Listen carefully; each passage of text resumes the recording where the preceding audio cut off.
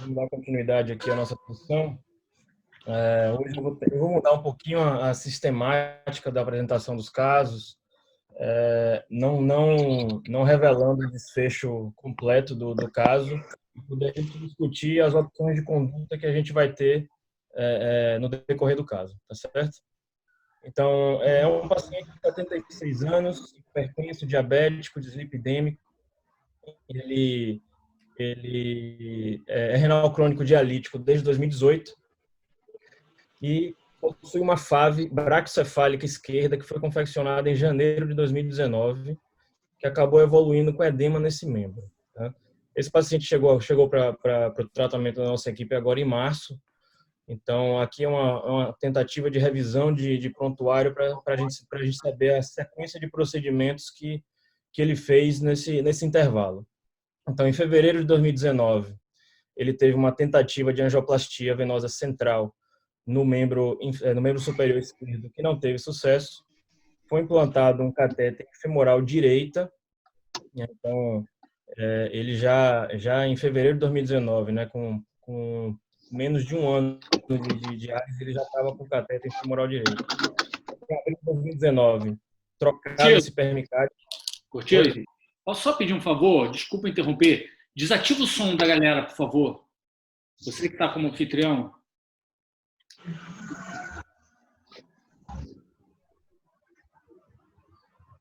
Sabe fazer?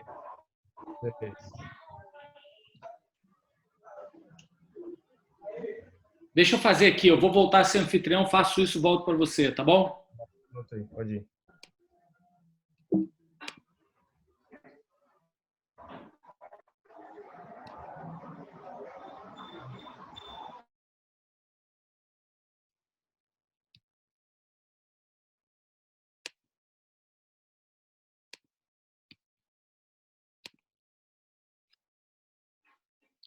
Pronto, Cortizo, você é de novo o anfitrião.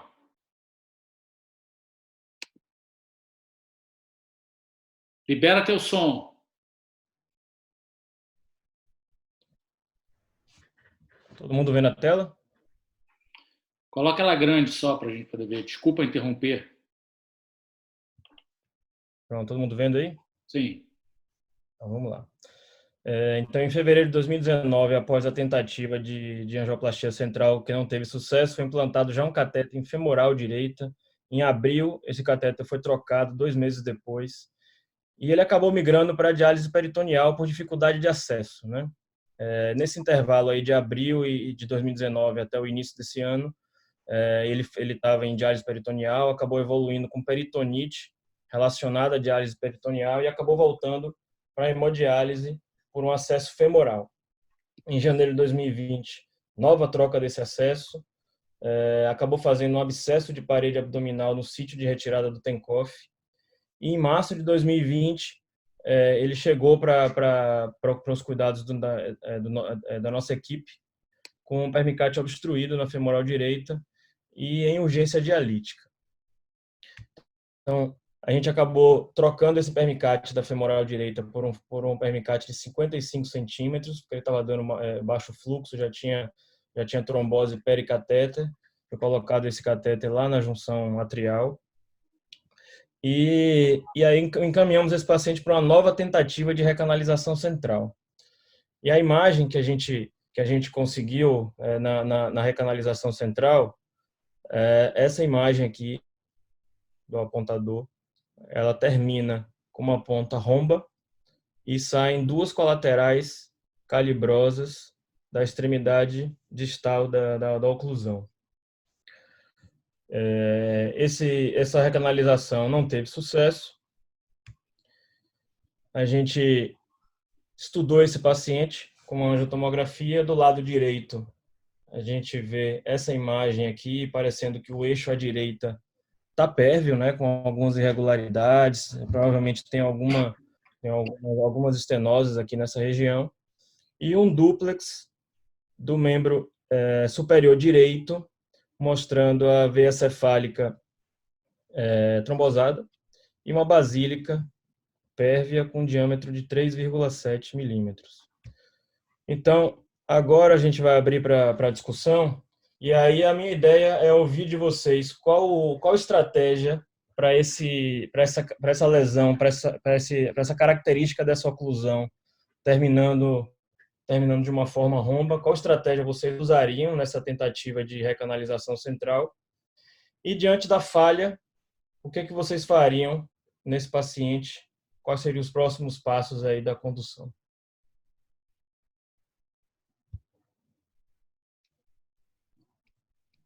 Quer liberar aí, Márcio, para quem quiser falar? Bom, peguei aqui o anfitrião para poder controlar. Alguém quer fazer algum comentário? Alguém quer... Aqui, o Fábio pediu para deixar a imagem. Qual imagem, Fábio? Você quer a imagem da Flebo? Habilita o som dele. Vou procurar ele aqui, Fábio. Fabiano. Então, deixa eu colocar. No Erzinger. Está ativado. Fabiano, quer fazer algum comentário? Oi, eu só deixa para a foto da imagem da Flebo. Eu cheguei um pouquinho atrasado, só queria ver a imagem novamente. Está aparecendo aí para vocês? Está, agora está. Obrigado.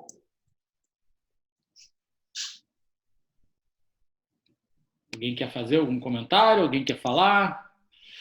Eduardo Tiago Barroso. Vou passar aqui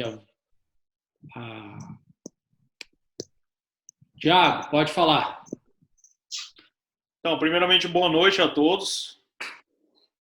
É sempre um prazer estar aqui fazendo parte dessa sessão e rever aí amigos e pessoas com quem a gente compartilha essa paixão aí pelos acessos, né? Enfim, eu acho que é um caso bem interessante, Léo. Eu acho que realmente, um ponto aí, toda vida que eu vejo esse tipo de imagem, a primeira coisa que me vem à mente é síndrome desfiladeiro, cervical torácico. Geralmente essas lesões são fibróticas, tem compressão óssea, só isso aí já nos dá uma previsibilidade de dificuldade técnica, às vezes, para esse tipo de recanalização. Além disso, soma-se dois fatos aí, né, que é essa falta de coto, a gente observa que não tem nenhum trajeto, e essas duas colaterais grandes, que normalmente elas acabam aí direcionando o fio e tirando do trajeto de recanalização. Então, esse é o tipo de topografia que normalmente eu venho por baixo já direto. Acho que você pode, se você está com acesso, obviamente, pelo braço, vale a pena tentar, mas é uma situação que eu não insistiria muito aí pelo menos superior esquerdo. E normalmente aí o que eu utilizo, geralmente para toda a recanalização central, eu entro aí já com bainha, com disponibilidade de fios, né? Não só perfil 0,35, 0,18, cateter suporte e o resto do material para poder vencer esse tipo de lesão aí. Então você tiraria esse permicate e tentaria por baixo, porque esse paciente, no caso, ele tem oclusão de cava infrarrenal, né, sem acesso pelo membro inferior. Então, para a gente vir por baixo, teria que tirar o permicate, né? Então, Curtizo, estratégia... Uma opção seria usar uma bainha do tamanho do perme, né? Nossa. Uma boa estratégia. E você trocaria depois, não teria sangramento. E isso aí não me preocuparia. E existe o acesso pela jugular direita, né? Você poderia fazer o acesso aí ou pelo membro superior direito, ou pela jugular interna direita, e tentar fazer essa recanalização com o mesmo raciocínio, né? Da direita para a esquerda. Mas a ideia aí, eu acho, o ponto principal não é nem questão de vir de femoral, enfim. É realmente você fazer a recanalização aí retrógrada, né? Acho que a recanalização aí por via anterógrada vai ser tecnicamente bem difícil. Dois Léo, detalhes. Oi. Deixa só a gente escutar aqui os outros aqui que estão querendo falar, que ele já pediu. O Eduardo Lima está pedindo a palavra, aí eu já te devolvo. Deixa eu ver o que o pessoal tem a comentar. Eduardo, vou te passar a palavra. Eduardo Lima. Ô, Curtizo, No momento que você fez essa fistulografia, chegou a fazer a flebografia do lado direito, para a gente ver como é que estava tanto a jugular direita quanto também o tronco? Não, não. Lado Isso direito. eu sou que nem o Eduardo, eu faço flebografia dos 4 membros numa situação. Eu faço flebo também nesses casos. Eu Bom, vou direto para flebo. antes de planejar qualquer coisa, eu faço flebo. Deixa eu fazer um comentário, Márcio, em relação a essa recanalização central, Curtiço, e Tiago, não sei se eles concordam, quando a gente tem essa imagem aí, né, de fundo cego, com essas colaterais, a nossa primeira tentativa é sempre vir pela FAV, né? Mas se vocês repararem aí, Curtiço, eu não sei por onde que você veio, é uma fístula braquiocefálica, eu não sei se você tinha algum acesso para poder vir pela basílica. O fato de você fazer essa recanalização central pela cefálica, esse ângulo da veia cefálica dificulta bastante. Ele joga muito o fio para trás e quase não te dá torque. Então, quando a gente vai fazer esse tipo de recanalização e a gente tem o acesso ao sistema da basílica, a gente tenta vir pela basílica porque te dá um trajeto mais reto, né? E por ser um caso complexo, né, enfim, com esse coto cego, acho que você tem que fazer o acesso duplo, pela veia femoral e pela FAV. E foi o que o Thiago falou. Você coloca uma bainha 12 ali pelo permiquete, joga o fio guia lá em cima, dentro do átrio, sobe com uma bainha 9 longa e tenta fazer recanalização retrógrada. E depois você coloca o outro permiquete no lugar. Eu tentaria fazer a recanalização via femoral. Quer comentar mais alguma coisa, Eduardo? Tá sem som. Peraí. Oi, Eduardo, ativei o som. Opa, tá. Não, na verdade, eu gosto de ter realmente uma visualização global de como está o tronco, de como está toda a entrada, porque às vezes a gente quer forçar um pouquinho a barra, mas se a gente tem a imagem de cima com a cava fechada, o que acontece muitas vezes tem que desistir, não vai dar para fazer nada em cima, né? Dificilmente vai fazer. Eu concordo, só uma observação boa. Queria passar a palavra agora para o Daniel Leal. Daniel Leal, vou passar a palavra aqui para você, vou ativar o som. Pronto, Daniel, tá com a palavra. Tá me ouvindo? Estou ouvindo. Tudo bom? Boa noite, tudo bom? Queria perguntar para o colega que está apresentando o caso, a fístula do braço dele tá maturada, tá com uma boa evolução, né? Antes de pensar em insistir nesse braço, né? Que o edema também, a fístula contribuiu para esse edema. Não sei se ele tinha edema no braço antes, né? E uma coisa que eu queria perguntar para ele se ele tentou fazer o acesso via femoral, né? A gente faz muito no serviço lá isso, né? A maioria dessas recanalizações por cima, muitas vezes é infrutífera, né? A gente sempre entra com, que nem o Leonardo falou, com acesso femoral, que muitas vezes por baixo a gente consegue um acesso, um caminho que por cima a gente não tem, né? E às vezes por baixo é muito fácil, né? Que a flebografia você injeta ali, vai para todas as colaterais e você não vê o caminho, né? Então, acho que queria perguntar se a FAV estava maturada e se ele tentou alguma coisa por baixo, né? Antes de tentar o outro braço, né? Eu gosto de associar, só comentando aqui, Daniel, eu gosto de associar as duas coisas, uma bainha por cima e uma bainha por baixo. Isso te dá uma noção da extensão da tua oclusão e planejar. O Eduardo também parece que gosta dessa tática, mas eu nunca venho só por baixo, não. Eu venho com pelo menos... A gente vai para os dois, injeta por cima e por baixo faz a canalização, geralmente, né? Faz dois flow e outflow, né? Jogos e você não consegue recanalizar, é impressionante, né? A gente faz por cima para ter o roadmap e por baixo a gente acerta em cima, né? Você fica com a real noção da extensão, né, quando faz essa tática. Às vezes é uma trave, mas é intransponível. É surreal, acontece. Bom, vou passar aqui de novo para o Curtizo continuar. Normalmente, desculpa, Oi? só, Márcio, fazer um comentário em cima do que o Eduardo falou. E normalmente a cava está pérvia, tá? Não é comum a cava estar entupida, não. Normalmente a cava está pérvia, então você consegue vir por baixo. É incomum a cava estar, pelo menos na minha experiência. Nesse caso, a cava estava trombosada, né? Com o catéter anterior que estava lá. Cava inferior. Superior? Cava inferior. Sim. Aí, Tá falando da cava A inferior você já tem um permiquete ali, você consegue o acesso sem problema. superior, ela não estava trombosada, não. Ela tem aquelas estenoses que eu mostrei na angiotomografia. Bom, mais Essa alguém quer? Essa fístula, Daniel, ela estava maturada, ela tentou ser usada, mas o paciente evoluiu com sangramento, com dificuldade para fazer a hemodiálise, não conseguiu não. Então acabou sendo abandonada. A cava é o que está nessa imagem aqui, ó. Ela está pérvia com essas irregularidades. E por baixo também não tinha coto também ali para entrar. Mas não foi tentado nesse caso vir por baixo não. A gente acabou não querendo tirar o permicard para poder subir uma bainha. Bom, alguém mais quer comentar? Quer fazer alguma observação? Fala, Léo.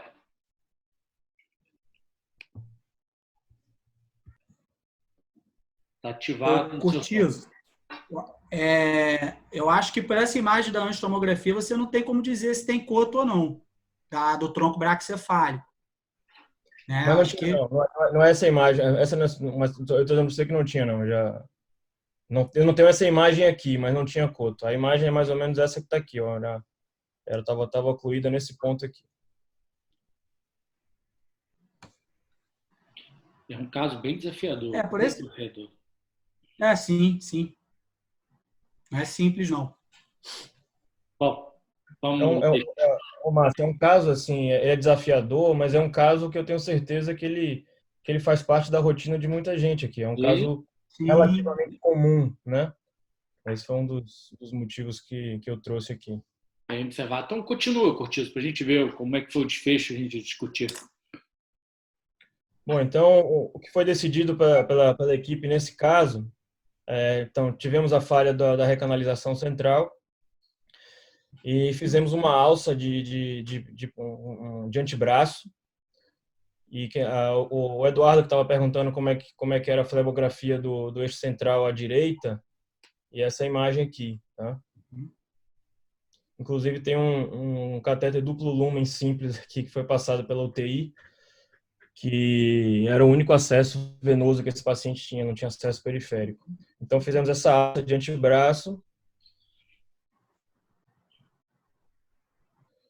e esse paciente foi puncionado com 48 horas do procedimento, dialisando pela fístula. O braço não edemaciou muito, esse edema daqui é um edema de pós-operatório mesmo, local. Então acredito que foi uma conduta acertada aí nesse caso. Queria te fazer uma pergunta, Curtizo. Volta a imagem lá da tomografia. Que não dá para ver direito. Você acha que esse paciente tem compressão costoclavicular ou não desse lado? Do lado direito? Volta lá na imagem da flebografia ali. Eu não consigo ver o ângulo costoclavicular aqui nessa imagem. Cara, não sei te responder. A flebografia não foi feita com manobra, né? Não sei te responder. Do lado esquerdo, eu acredito que ele tenha. É uma imagem bem característica mesmo. E aí, Thiago? Você faria prostatectomia ou não? Cara, assim, sinceramente, realmente por essa imagem levantaria suspeita, né? A gente observa realmente um afilamento ali naquela região. Normalmente o que eu tenho feito nessa situação, quando eu tenho dúvida, eu faço um 3D na sala, só para ver fase óssea mesmo. Às vezes dá uma noção boa. Se deve fazer com flebo, melhor ainda. E eu tento já fazer essa caracterização em sala, né? E é claro que, assim, o paciente, ele tem esse mau risco de descompensar, né? A questão do edema, mas aí não mexeria. Só mexeria realmente se ele descompensar edema no membro. E aí já teria que avisar o paciente, né? Logo após a confecção do acesso. E uma vez se ele realmente descompensar, como ele já tem os outros eixos praticamente fechados, né? A ideia realmente seria tratar aí e fazer a descompressão. O exame que a gente tem utilizado bastante aqui é a tomografia simples de tórax. Normalmente consegue visualizar bem com reconstrução esse local aí. Vou fazer uma pergunta aqui para o Botafogo. Alguém faria Aivos para ver isso? Jogo para o Léo. Oi? Você faria Aivos para ter certeza se tem compressão córtico-clavicular ou não, Léo? O que você acha? Sim, faria. Acho que é um caso bem Eu acho indicado que para isso? sim, não tem literatura, né? Não tem evidência, enfim. Mas eu acho que você consegue ver bem ali o estreitamento, né? Nessa região. Agora, sinceramente, Nesse momento, Léo, para esse caso, nesse paciente aí, Márcio, Oi? eu não sei se faria tanta diferença, não. 76 anos. Sim, sim. Não sei nem se eu investigaria córtico-clavicular, não. O problema é que é o último. É isso que eu ia. Não sei se eu estou com áudio, estão ouvindo?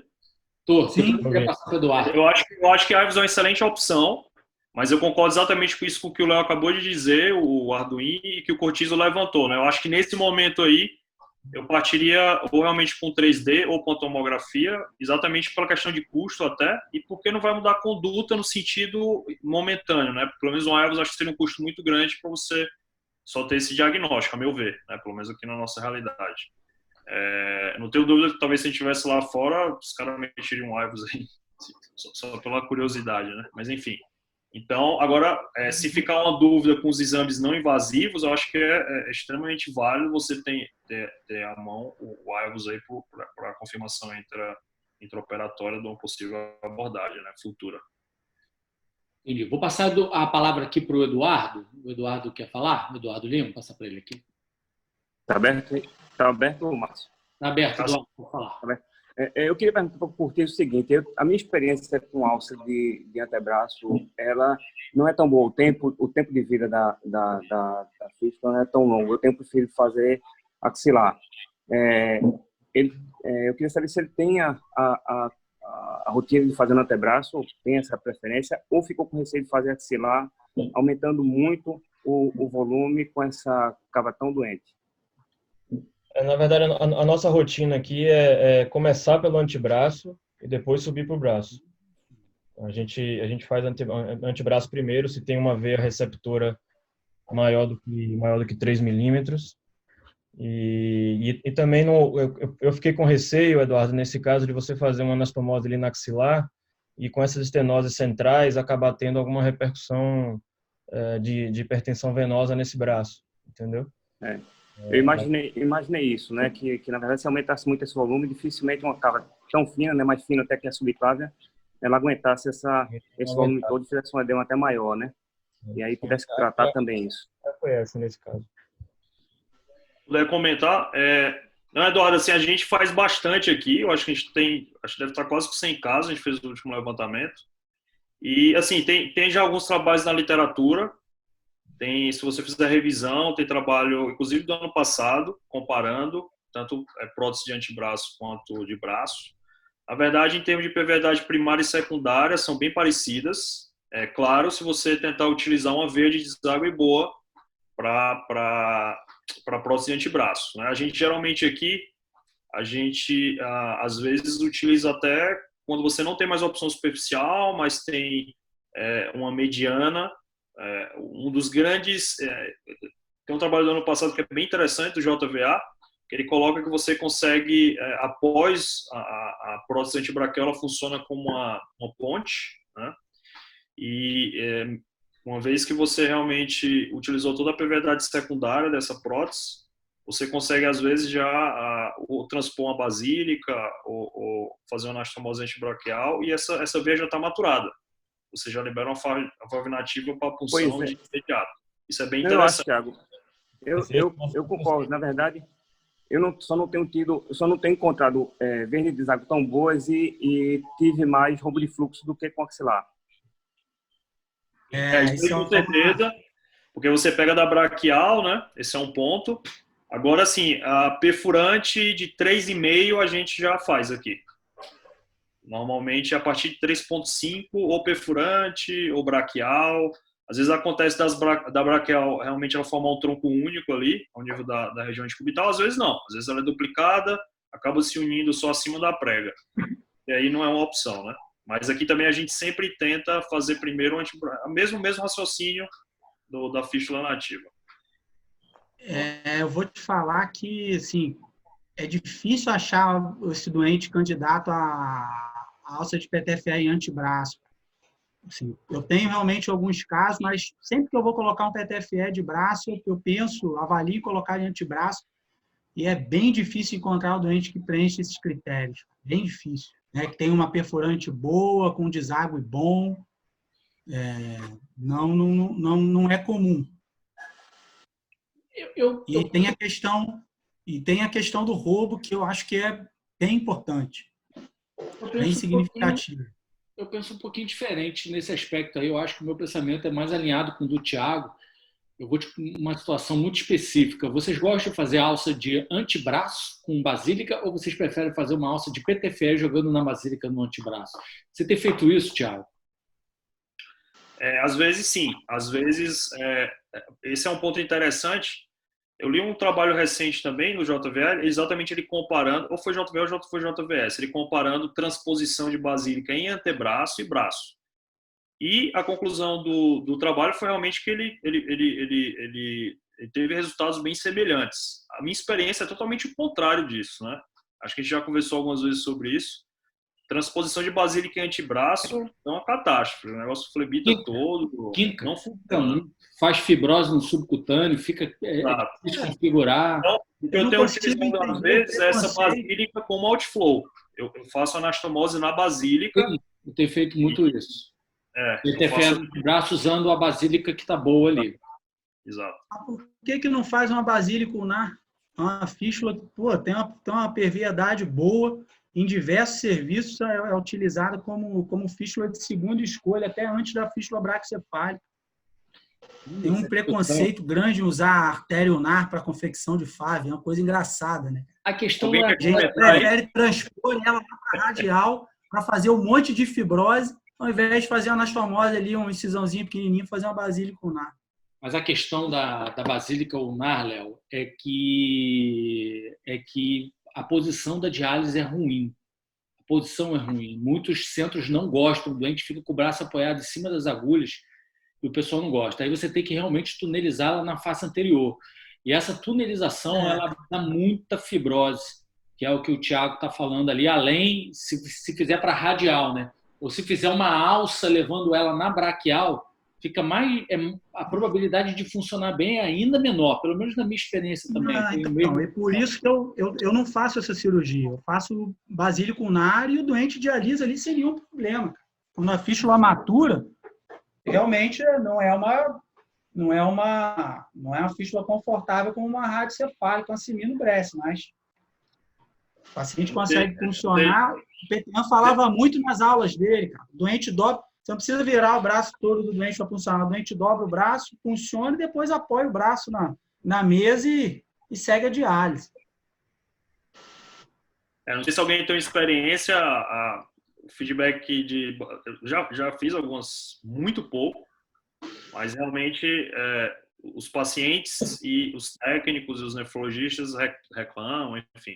Claro que isso aí pode ser feito um trabalho, acho que como o Léo colocou, acho que é factível.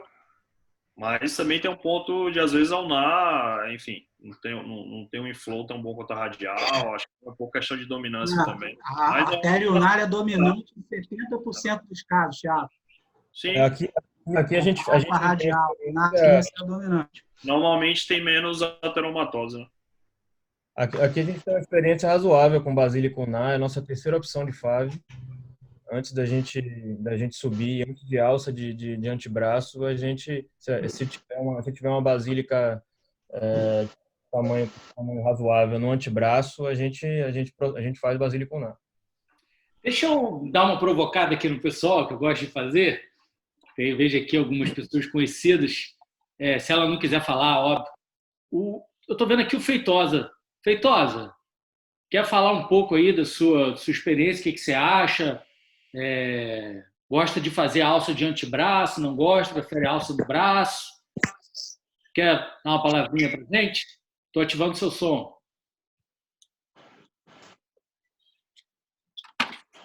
Feitosa?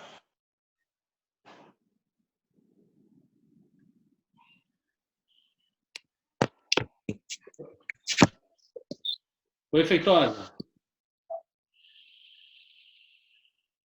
Não estou vendo. Bom, Puxa o Caio aí, Caio. Qual é a sua opinião aí? o André Brito, quer falar um pouco da sua experiência aqui, André Brito? Vi que você comentou aqui que tem boa experiência com Basílica Unnar. Vou ativar aqui, tá bom? Oi, André. Dá para ouvir bem aí? Estou ouvindo bem.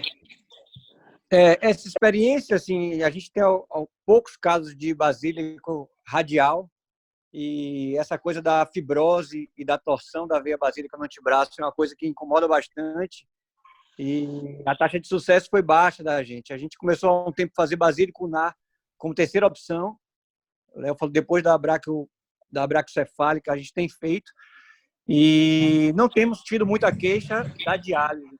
Realmente, para funcionar, precisa dobrar bem o braço, mas com a fístula maturada, uma veia de bom calibre, a diálise transcorre sem problemas. Temos alguns casos já fazendo e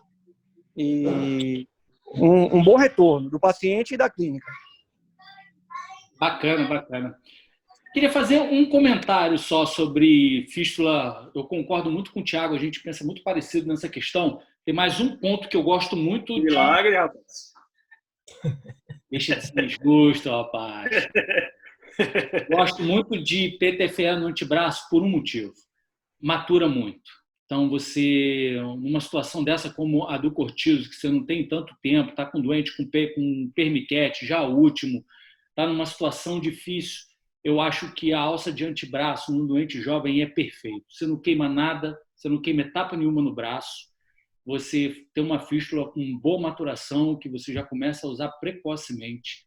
A gente viu muito isso quando a gente visitou o serviço lá, o Orangeburg. O pessoal é muito mais liberal com PTFE fora do Brasil. Por quê? Porque as fístulas nativas têm uma taxa razoável de não maturação, né? Você vê em parede 40%, 50% de não maturação. E uma fístula com PTFE no antebraço matura, funciona bem. Tenho feito muito isso em paciente homem jovem que chega para mim com o segundo, terceiro catéter. Eu nem perco tempo. Eu estou fazendo alça no antebraço dele para não queimar as etapas do braço e permitir que esse paciente comece a dialisar logo por uma fístula e não manter aquele catéter muito tempo. Acho que aqui no Brasil a gente às vezes insiste muito em fístula nativa e o doente fica com permiquete muito tempo. Acaba sendo pior. Ele perde o eixo central, que para mim é muito mais sensível, é muito mais crítico perder o eixo central do que perder uma possibilidade de uma radiocefálica. Essa é a minha opinião. Eu queria escutar aí o Léo e o Thiago, o Cortizo, os dois Léos e o Thiago. Minha opinião, Márcio, é a mesma sua. Né? Se você for, nesse caso que eu apresentei, por exemplo, se você fosse fazer uma fístula nativa, seria uma basílica, né? que tinha 3,7 milímetros. Aí você faria basílica. Eu sei que tem gente que faz em um tempo, tem gente que faz em 2 tempos, mas a taxa de maturação, a taxa de uso dessa fístula, ela é muito baixa, né? Nos primeiros 4 meses, nos primeiros 2 a 4 meses. A maior parte dos pacientes começam a usar a fístula lá no terceiro, no 4º mês que essa fístula foi feita, né? E esse paciente, ele estava internando praticamente todo mês, a cada 2 meses, para trocar catéter com disfunção. Então, acho que a solução para esse paciente realmente era uma prótese de punção rápida, para ele começar a dialisar por uma fístula e você conseguir tirar esse catéter desse doente. Perfeito. Eu achei excelente a sua condução. Leonardo Arduin quer comentar? Você está com o som, Léo? Eu acho que a conduta foi... Parabéns, Cortizo, pelo caso. Foi realmente muito bem conduzido. A única dúvida que talvez eu acho que eu teria feito diferente, eu acho que nesse caso eu não teria feito no antebraço. Eu teria feito um axilo-axilar direto, porque, assim, doente em falência de acesso, apesar do Thiago ter comentado aí que parece que a perviedade primária e secundária são semelhantes, do PTFE de antebraço com braço, essa não é a experiência aqui nossa. Então, eu não jogaria para perder, eu entraria direto com axilo axilar e depois, se o doente evoluísse com edema, trataria aquele eixo venoso central. Paciente de 70 e poucos anos, né? Eu acho que você conseguiria refazer esse PTFE aí mais algumas vezes, com angioplastia 2, um Hero, se for o caso, mais à frente, e acho que esse paciente teria acesso aí até vir a óbito aí, porque é uma expectativa de vida não muito longa. Eu não arriscaria no antebraço, mas parabéns, o caso foi muito bem conduzido. Parabéns mesmo. Quer comentar, Thiago? Eu acho foi muito boa a conduta, eu teria feito mesmo. Eu acho que o fato dele estar nessa situação, para mim, só reforça você ter mais, você tem um plano B, C e D, né? Então, se você consegue colocar no antebraço, é ótimo, porque você ainda vai ter muita coisa para fazer para cima. Você vai fazer uma alça intersticial do braço, terço médio, até chegar na axilar.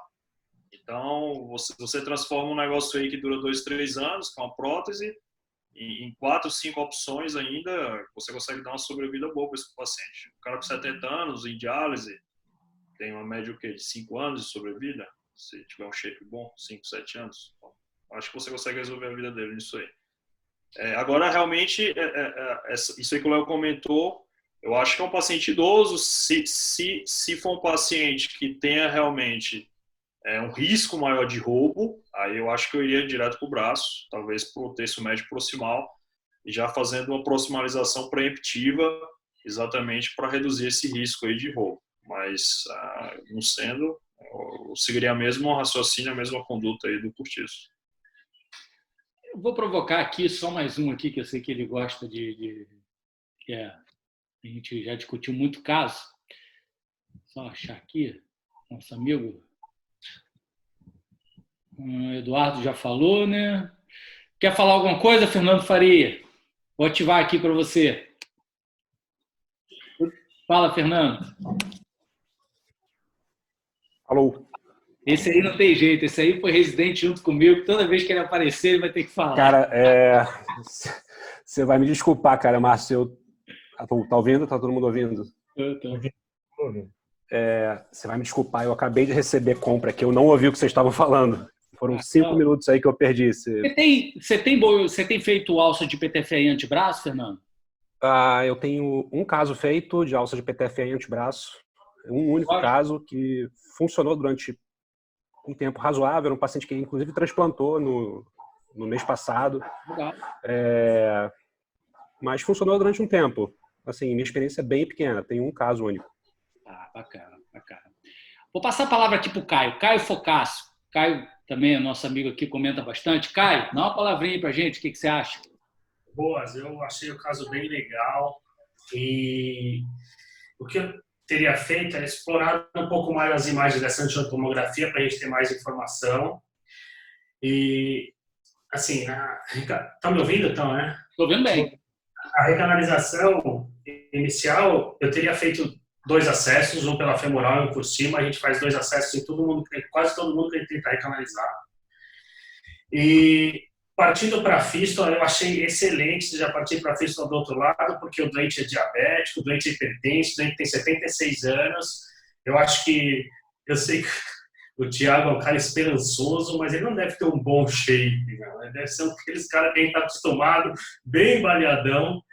E eu, nesse ponto, concordo com o Léo Carioca. Eu acho que eu já iria direto para a fístula de braço, nem o antebraço eu partiria, a não ser que o convite das veias dele fosse muito boas, mas eu acho que eu já iria para cima direto. Parabéns pelo caso, ficou ótimo e foi uma solução super legal para ele continuar dialisando de maneira rápida. Curtizo, onde foi a anastomose venosa? Na braquial. Na veia, na perfurante ali, na braquial? Deixa eu levantar só um questionamento aqui, meio controverso, mas, enfim, ouvir a opinião dos colegas aí. Se o eixo direito fosse fechado e ele realmente tivesse só o acesso do permicate femoral e a angiotomo mostrasse esse eixo júgulo atrial pévio. Thiago, pelo amor de Deus. Já sei até chegar. Vamos passar para o seu caso. Deixa eu só levantar o questionamento aqui. Você está fechando, não vai aí? Alguém consideraria fazer uma derivação do arco cefálico para a jugular interna direita? Olha, rapaz, eu tenho aqui, ó, olha quem está aqui, Benjamin Araniba. Ele fez um caso comigo assim. Acho que ele estava aqui. Eu vou ativar aqui, Benjamin. Dá uma palavrinha aí. Tá me ouvindo, Benjamin? Não sei se ele tá. Benjamin? Ó, acho que ele não tá.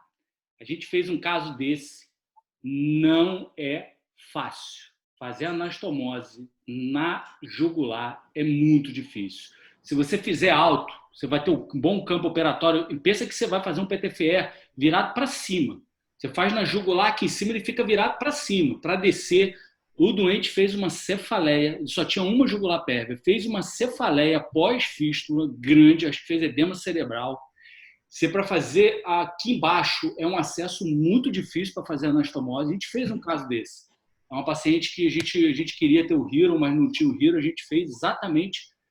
Pode ser até que um dia eu apresente esse caso, mas assim, cirurgia é difícil. E a paciente fez uma cefaleia no pós-operatório que foi preocupante, Thiago. Preocupante. E Hero, oi? Oi? Essa situação. Uma das vantagens do Hero seria exatamente evitar isso aí, né? Porque o fluxo seria direto para o átrio. Também tem essa indicação de resgate de fístula em paciente onde, obviamente, uma recanalização de eixo central não é factível, como última opção. Acho só para comentar isso aí, acho que sim, bacana. Situação menos comum, mas que às vezes a gente se depara, né? Sim, claro. Vamos passar para o seu caso? Já são quase 7 horas. Vamos passar para o seu caso. Beleza, vamos lá. O caso é mais tranquilo aí, pessoal. Um anfitrião aqui. Pronto. Agora é o anfitrião.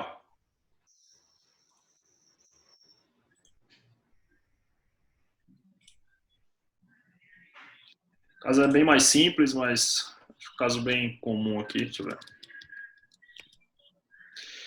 Então, primeiro, boa noite a todos, novamente. O caso é um paciente de 47 anos, tá?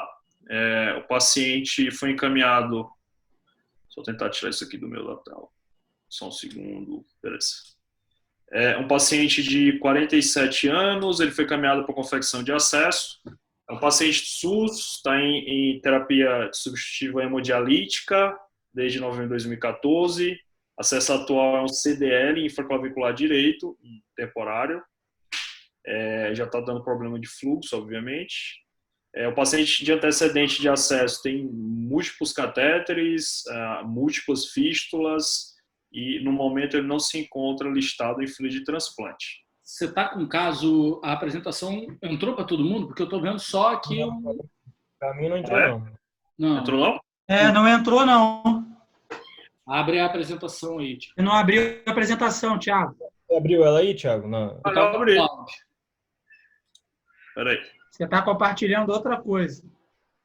O que é que está entrando aí? Só tela no computador aí. Arquivos aqui. Acabei de botar a apresentação no PowerPoint. Vê se apareceu aí agora. Não. Não está aparecendo não, cara. Me colocou como anfitrião? Sim, você tá todo mundo vendo sua tela aí. Está todo mundo vendo sua tela. Cuidado com o que você vai botar aí.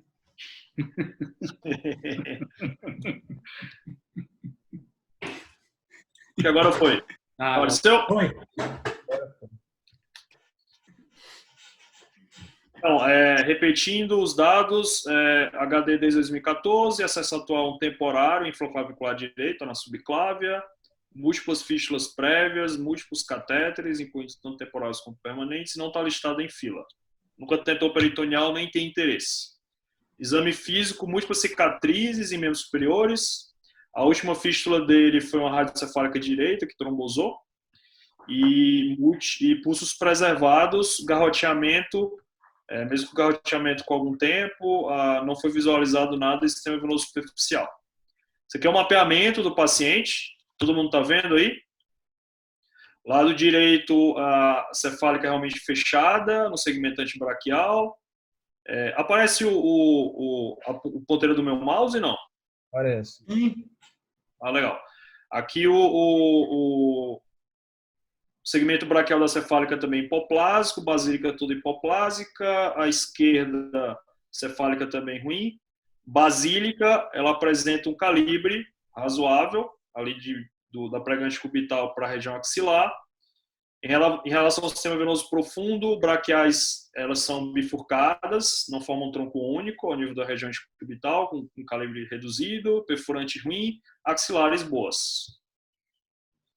Então, dessa situação, paciente com acesso subclávio, já ruim, SUS, eu acabei optando por fazer um PTFE, seguindo aquele racional, eu evito fazer direto braquioaxilar.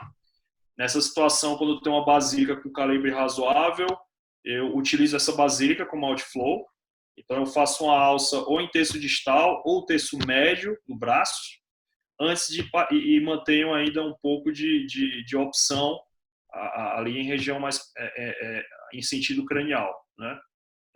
E eu acabei optando por manter esse temporário, que normalmente a gente consegue liberar mesmo a prótese para punção, uma prótese convencional, a gente consegue liberar entre 10 e 14 dias. Aqui o aspecto, né? Aqui braço esquerdo. Então, normalmente eu faço uma incisão única para acessar os vasos. A gente padroniza aqui a anastomose reta, né? do arterial. Então, sempre o paciente ele mantém o mesmo sentido do fluxo. Então, a gente faz uma alça longa, geralmente de 20 centímetros. Então, essa região reta ela é o segmento arterial e a queda no segmento venoso, a gente faz uma anastomose mais longa e fica com a queda melhor. Aqui, em evidência, o nervo mediano, a gente sempre tenta deixar o nervo sem entrapment entre os ramos da prótese, né? E aí eu levantei, acho que é um caso comum aí, né, que a gente pega no consultório. Alguns questionamentos que eu ia levantar, alguém insistiria aí em FAV nativa nessa situação, ou a maioria das pessoas optariam para ir para PTFE direto? Alguém arriscaria fazer alguma coisa já no membro superior direito? Levando em consideração esse temporário já há 4 meses, implantado na subclávia, e alguém optaria por implantar um permicate já nessa confecção do acesso ou manteria o temporário? Então, acho que alguns pontos aí para discussão. Alguém quer comentar? Alguém quer começar comentando? Volta o primeiro slide aí, Thiago, só para a gente lembrar da história direitinho.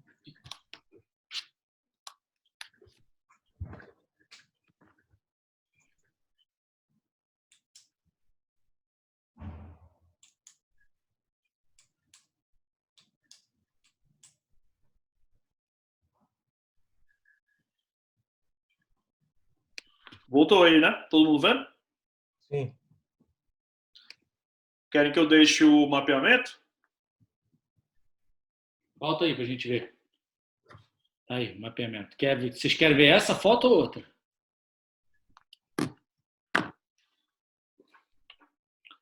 Podemos começar passando a palavra para o Eduardo? Eduardo quer comentar? Posso passar a palavra para ele? Claro. Eduardo?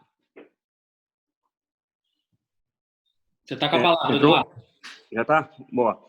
Tiago, eu sempre, quando tem uma veia no limite, como essa, de 3 milímetros, eu observo o peso do paciente. Se o paciente é obeso ou não, se o paciente é muito magro, faz uma diferença enorme.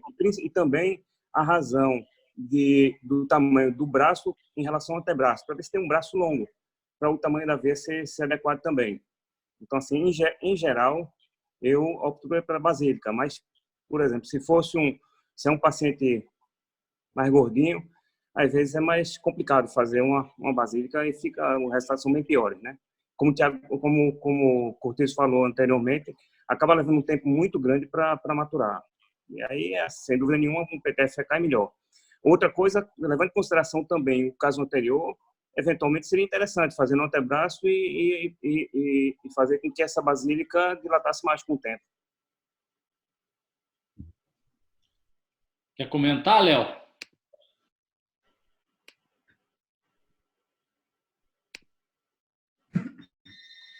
Tiago, você anastomosou essa prótese de PTFE em qual segmento da basílica? B4 para B5. Observe que aqui é axila, né? Ó. Sim. Mas eu ainda tenho espaço aqui para fazer uma outra prótese, consigo tratar isso aqui um período, né, para manter a pervierdade secundária. Quando eu desistir disso aqui, às vezes eu consigo manter só a mesma anastomose, eu só faço prótese e anastomose mais para cima. Tiago, volta um pouquinho para ver o calibre da artéria. O calibre da artéria era bom, eu nem descrevi aqui, só fiz um mapeamento venoso. Tem uma questão sobre... Isso aí é muito pessoal, né? Mas tem algumas observações sobre a configuração dessa alça. Ela está na parte já posterior à braquial profunda, provavelmente ali, né? Já está no terço médio ali do braço. Sim. Você tem tido muito roubo, mulher, uma artéria um pouco menor, e você fazendo a anastomose ali. Você tem tido mais roubo? Outra coisa, você acha que fazer a anastomose com a basílica não dá mais estenose na anastomose venosa, não? Porque a basílica tem um calibre diminuído? Deixa eu te interromper, Márcio, um minuto. Em relação ao roubo, só antecipando a pergunta do Tiago, mas eu não vou falar da questão da artéria. Obviamente que a artéria ela vai influenciar diretamente no roubo, se você está anastomosando na axilar ou na braquial. Mas eu acho que um fato importante, eu acho que o Bruno, eu acho que está aí, que a gente trabalha junto aqui em Niterói, depois você passa a palavra para ele, o Bruno comenta bastante isso. O fato de você estar anastomosando numa veia mais fina, você cria uma resistência maior e talvez você diminua a probabilidade do roubo. Tá?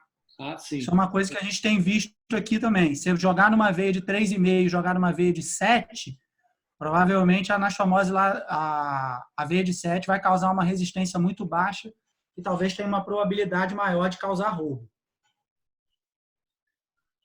Não sei se vocês concordam. Não, concordo com certeza. Queria ouvir a opinião também, acabei de ver aqui na lista, tem um amigo de São Paulo. Quem? O Ronaldo Dávila. Vamos ver aqui ele, Ronaldo. O Bruno não está aqui, não. Ronaldo... Tá. Bruno Vieira está aí. Qual é o nome dele aqui? Ronaldo, vou passar a palavra para o Ronaldo. iPhone de Bruno. Tá com iPhone, entendi. Tá, depois eu passo para o Bruno. Oi, Ronaldo. Opa, tudo bem? Tudo bom. Fala, meu amigo. Tudo bem? Tiago, hoje é aniversário do Tiago, para o pessoal depois felicitar. É verdade. Hoje ele está fazendo 35 anos. Eu gostei da conduta assim, do Tiago. Essa alça feita no terço médio, mais ou menos, do braço, pegando a basílica e preservando um acesso posteriormente no venoso mais proximal, achei bem interessante. Eu sinceramente, eu ainda não tinha feito um caso parecido assim. Eu costumo fazer a alça no outro sentido. Mas gostei dessa conduta. É uma que eu tô aprendendo hoje, que apesar de ser um pouco mais velho que o Thiago, essa ele me ensinou agora. Ronaldo, boa parte do que eu aprendi a operar, ele que me ensinou. Foi meu mais amigo, gosto muito e agradeço muito a você por todos os ensinamentos. Que isso, irmão, que isso. Passar aqui agora a palavra para o Bruno Vieira, para ele comentar um pouquinho para a gente. Bruno, fala aí, gente. A palavra aí. Tá escutando? Estamos ouvindo. Então, eu concordo com o Léo isso daí, cara. Realmente, às vezes você faz uma veia de calibre muito grande, você não tem resistência venosa nenhuma.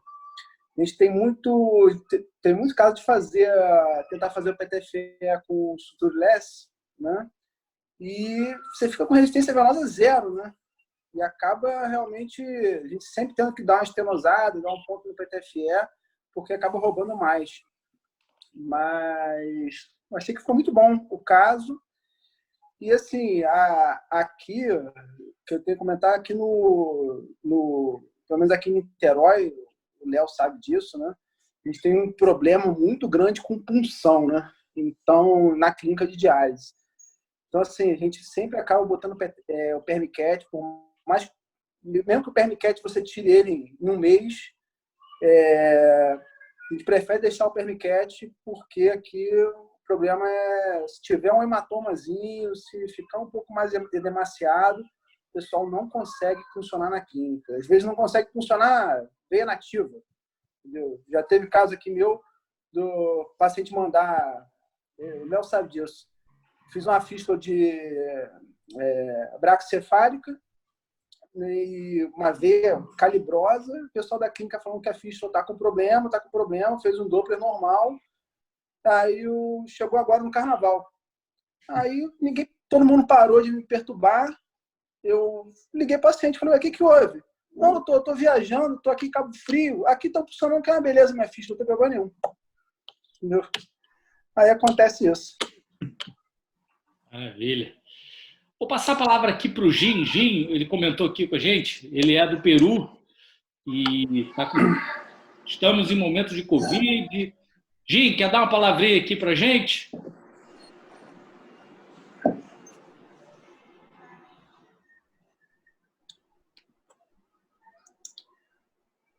Sei. Bom, parece que não está ativando, não. Quer fazer algum comentário, Léo? Com a mão levantada? Na verdade, acabou que eu interrompi o Thiago e ficou sem responder a questão do roubo na artéria.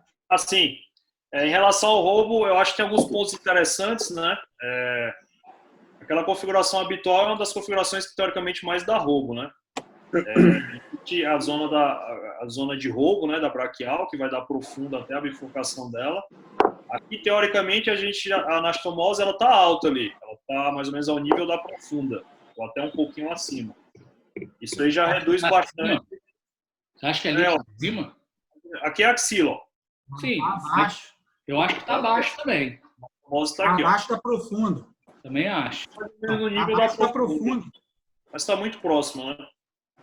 Então, assim, nesse tipo de configuração especificamente, eu não tive nenhum caso de roubo. Na alça de antebraço já tive alguns roubos, inclusive roubo grave. Já tive, né? Principalmente paciente idoso e, como o Léo falou, o Márcio comentou, sexo feminino, né? Eu acho que isso aí, claro, tem que ser ponderado, né? Sempre antes da confecção do acesso, você tem que fazer essa análise, né, do leito arterial anticubital, pivedade de arco, idade do paciente, ateromatose, a qualidade da onda das artérias distais e, obviamente, isso pode modificar seu planejamento cirúrgico. Aí sim, se é um paciente com risco muito alto para roubo, eu concordo 100%, às vezes vale muito a pena você já ir direto para axilar, né? Então, você fazer o inflow axilar. Agora, em relação ao outflow, inclusive com esses dados que tem publicado, né? Acho que tem esse estudo do JVA de 2019, que é do grupo de Stanford, e tem um de 2015 bem interessante, do Alec Farber, que ele mostra que não tem diferença em termos de PVedade, né? Primária e secundária. Desde que, obviamente, você tenha uma veia de deságue boa. Ele considera boa a partir de 3,5, 4 milímetros, né? Então, aqui na nossa experiência, às vezes a gente força até com 3 milímetros, né? É claro que nessa situação a PVedade é um pouco menor, a PVedade diminui um pouco, mas a trombectomia de prótese ela é muito tranquila, né? E hoje, com essas opções de você tratar isso aí com stent, você acaba segurando esse acesso 1, 2 anos, e eu acho que às vezes é o tempo para o paciente conseguir transplantar e para desenvolver ainda mais o deságue ali proximal, né, na região proximal do braço. Então, você cria a opção. Acho que essa é a mensagem final. Esse artigo não viu diferença entre PVedade em veias com 3 e 5, 6 milímetros? Não, eu não estou falando 3 e 5. É bem difícil. Eu estou falando... Primeiro eu falei que desde que tem uma veia boa, né? Ele mas uma veia boa... uma veia adequada a partir de 3,5. Sim, 3,5 e 6. 5, 6, não tem diferença? Não dá para acreditar. Me chamou a atenção, mas realmente ele não... E não é só um trabalho. Se vocês for fazer levantamento, tem vários Tem muito mostrando que trabalho não falando tem diferença sobre entre- calibre. É bem diferente da minha experiência clínica aqui. Não, tem Os muito meus trabalho PTFEs falando que de duram calibre. mais tempo são aqueles com V de 7 milímetros, 6 milímetros.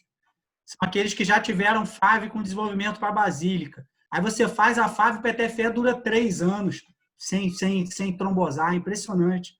Aí você faz um PTFE primário, numa veia de 4 milímetros, dá 6 meses, 8 meses, o negócio está trombosado, é impressionante.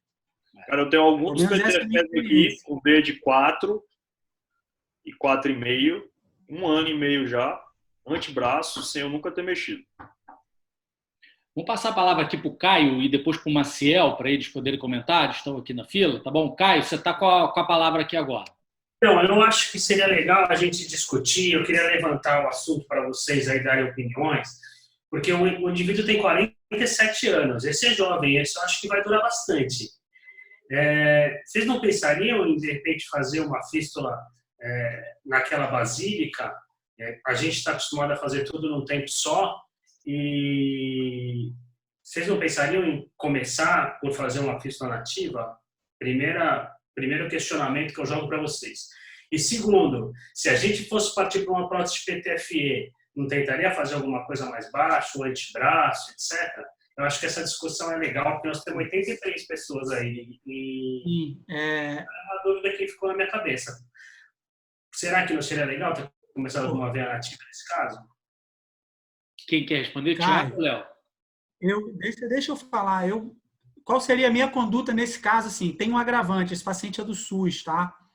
Então, talvez, enfim, você não tenha tudo disponível para ele, mas eu vou responder a sua pergunta no cenário ideal, tá? Eu colocaria um permiquete e faria uma basílica em 2 tempos. Eu faria isso se eu tivesse tudo disponível.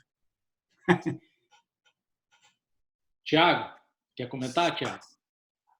Eu acho que é uma conduta bastante aceitável, né? E, assim, se eu fosse partir para a basílica também, eu faria em 2 tempos.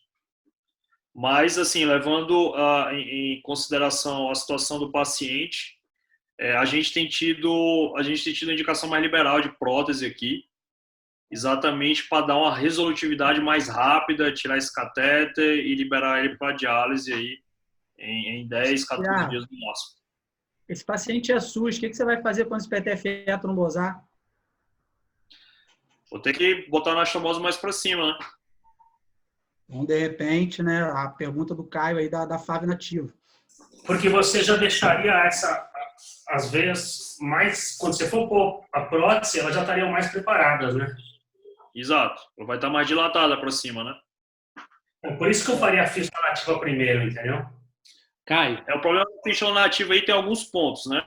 Pelo menos a nossa experiência aqui com os pacientes do SUS. Cara, eu adoro basílica e transposição. Você faz uma transposição em 2 tempos, aquela basílica de 8, 10 milímetros, fístula dura bastante. Agora tem alguns pontos importantes. Primeiro, você vê a condição social e higiênica dos pacientes, né?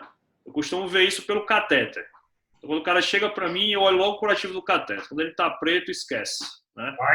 A prótese é complicado também, essa questão do cuidado. Mas, pelo menos, a prótese, aquilo ali cicatrizou. Geralmente, basílica, a gente faz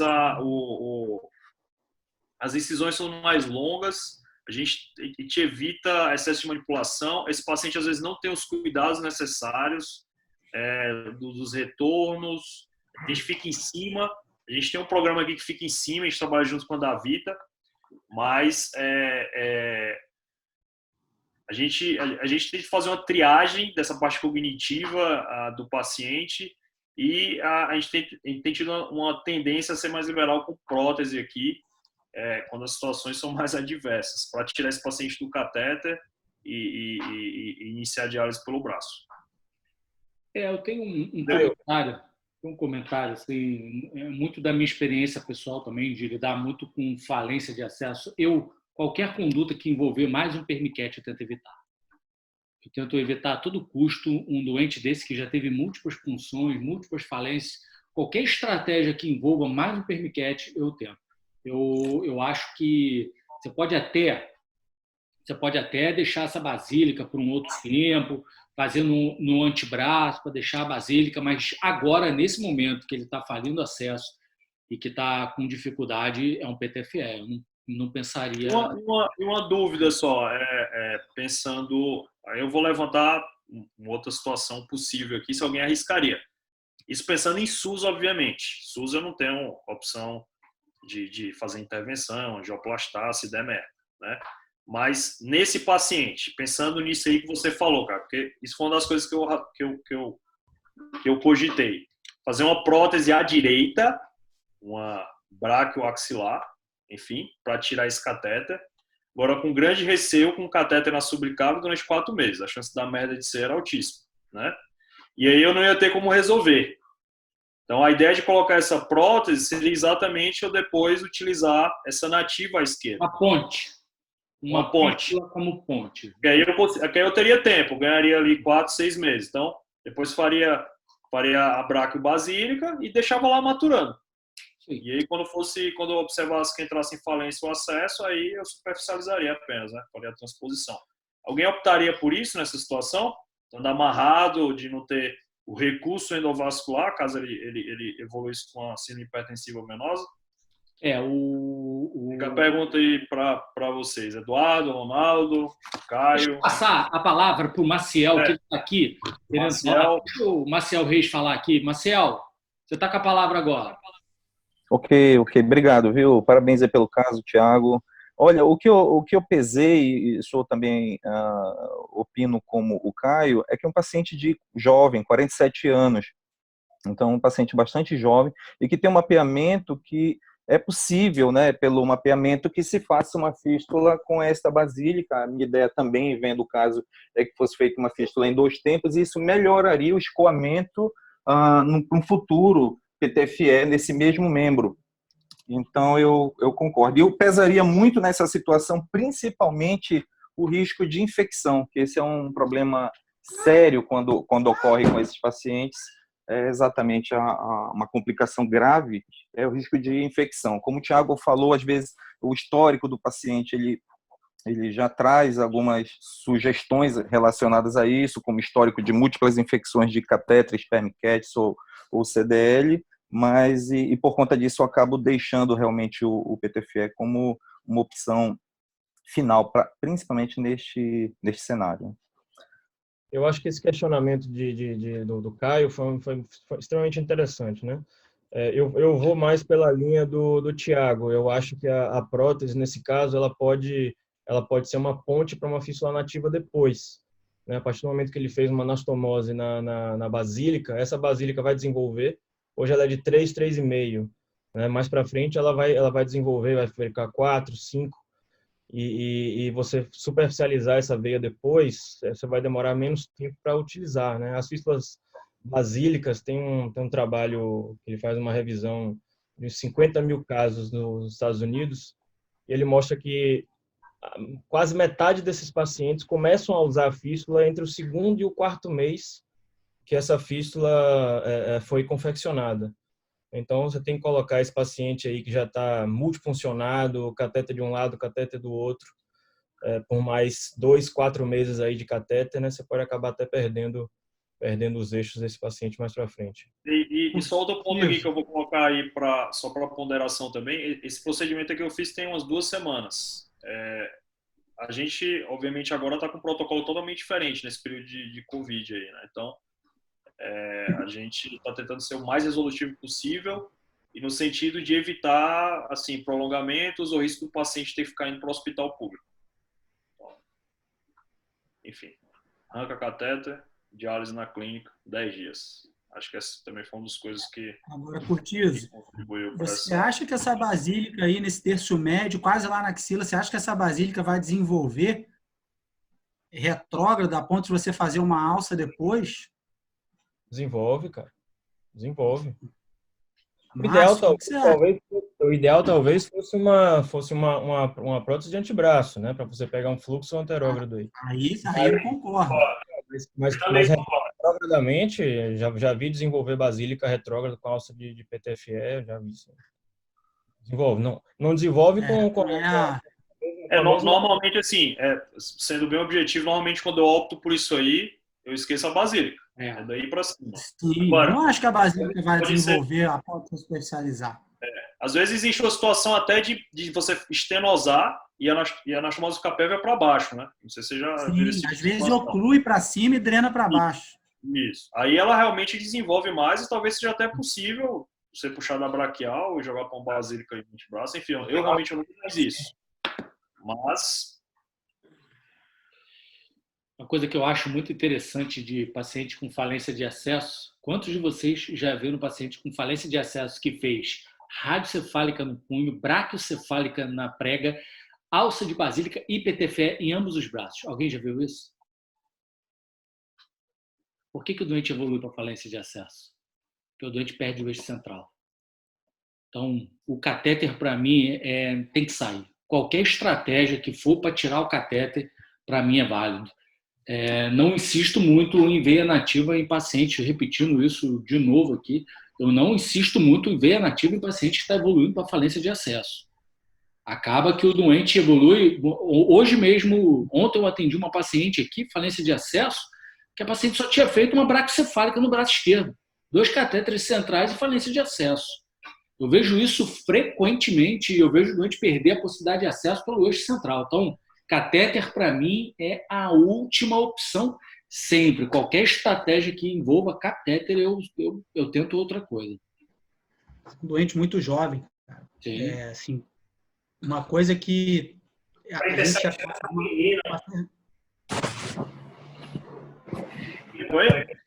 uma ferramenta que a gente usa muito pouco aqui, Thiago, que eu vi que parece que o paciente se recusou, é diálise peritoneal, né?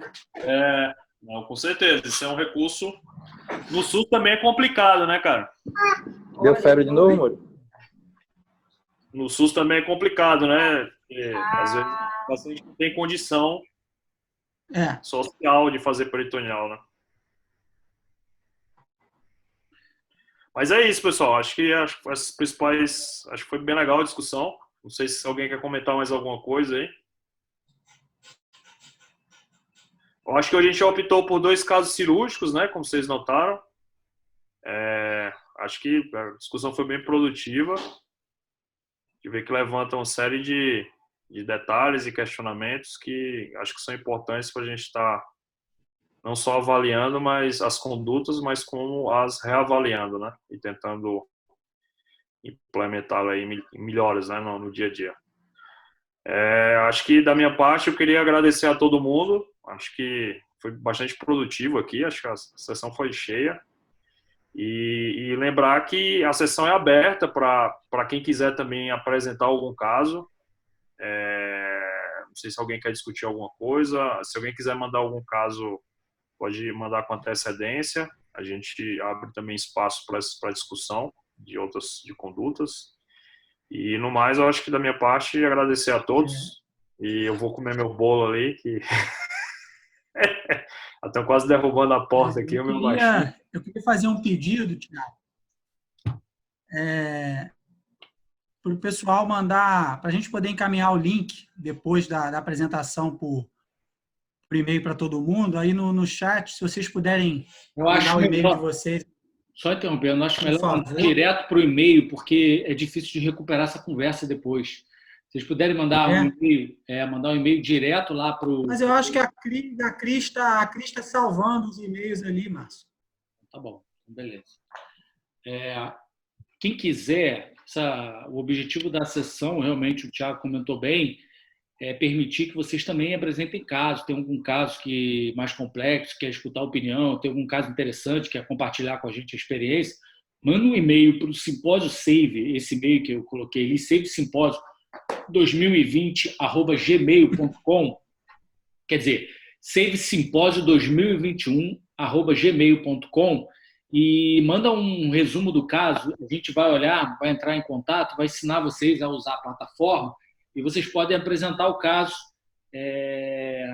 nas próximas sessões. Então, se alguém quiser, pode mandar um e-mail que a gente vai selecionar casos. E a gente conta que vocês participem mesmo. A gente quer que vocês apresentem para trazer casos diferentes. A gente tem muita coisa para aprender aqui, todos nós. Tem muita conduta diferente, coisa que a gente não sabe, mas que funciona bem. Então, quem puder compartilhar aí sua experiência com a gente vai ser muito bem-vindo.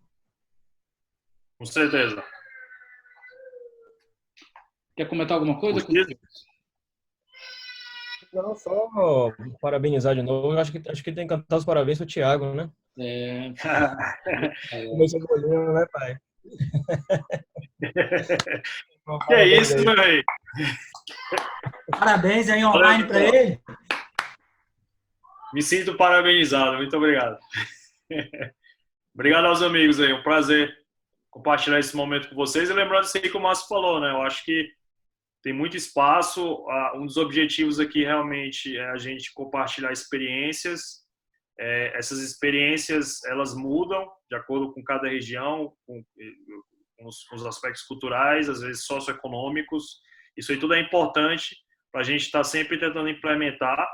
Às vezes, na mesma região, você vive realidades completamente diferentes. Acho que todo mundo pode dizer isso aí. Tem gente que trabalha com SUS, privado. Privado tem também diferentes convênios, diferentes recursos.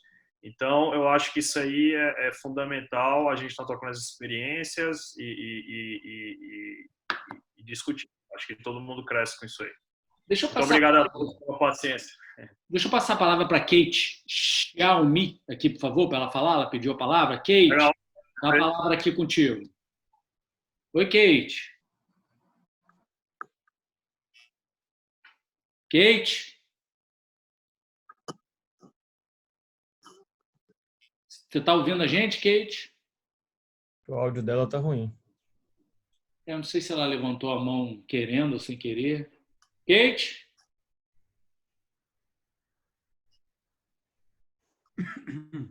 Bom, a gente não está com dificuldade aí de sinal. Quer fazer as considerações final aí, Léo? Bom, parabenizar aí o Thiago e o Curtiço pelos dois casos, realmente discussões excelentes. Acho que se a gente for esmiuçar isso aí, detalhe por detalhe, a gente não sai efetivamente daqui hoje, mas você vê a diferença de condutas de serviço para o outro e não, isso não significa que uma conduta está certa e outra está errada. É a experiência de cada um, enfim. Achei que as discussões foram bem interessantes. E como o Márcio já adiantou aí, a sessão está aberta para todo mundo, tá? Manda um e-mail, um WhatsApp, enfim, para cada um fazer a sua apresentação de caso, trazer um caso interessante, para que a gente possa compartilhar aí um pouquinho da experiência de cada um. Bom, maravilha. Quer comentar mais alguma coisa? Não, acho que exatamente isso, Léo. Acho que a ideia nossa aqui é justamente abrir para todo mundo tem a oportunidade de trazer um caso que queira discutir, um caso de difícil conduta, até um caso que a conduta foi mais fácil, mas para a gente discutir mesmo, eu acho que é exatamente isso. O espaço aqui é aberto para todos. Bacana, agradeço aí todo mundo pela participação e espero encontrar vocês aí na próxima sessão clínica online do CER. Boa noite. Tchau aí pro pessoal. Cuidado com a Covid, que não tá fácil. E um abraço. Tchau. Legal, pessoal. Boa noite. Obrigadão. Um abraço, boa noite.